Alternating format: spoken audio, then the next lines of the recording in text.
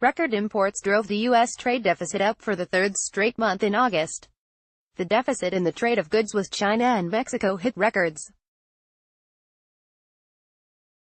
The Commerce Department said Friday that the trade gap, the difference between what America sells and what it buys abroad, rose to $53.2 billion in August from $50 billion in July.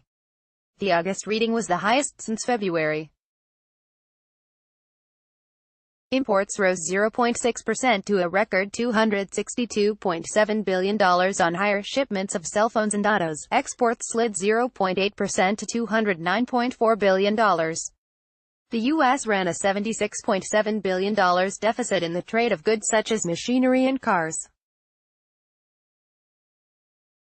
That gap was partially offset by a $23.5 billion surplus in the trade of services such as banking and tourism. President Donald Trump campaigned on a pledge to bring down U.S. trade deficits and has slapped taxes on imported steel, aluminum and on many Chinese products, drawing retaliatory tariffs from U.S. trading partners. Trump's sanctions have yet to have an impact on the deficit, which is up 8.6% this year to $391.1 billion.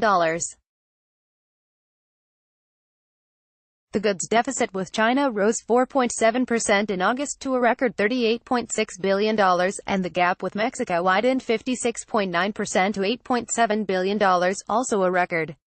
Trump sees the lopsided trade numbers as a sign of U.S. economic weakness and as the result of bad trade deals and abusive practices by U.S. trading partners, especially China. In addition to imposing import taxes, he has pulled out of an Asia-Pacific trade deal negotiated by the Obama administration and forced a rewrite of the North American Free Trade Agreement with Canada and Mexico. Mainstream economists view trade deficits as the result of an economic reality unlikely to bend to changes in trade policy. Americans spend more than they produce, and imports fill the gap. The strong U.S. economy also encourages Americans to buy more foreign products.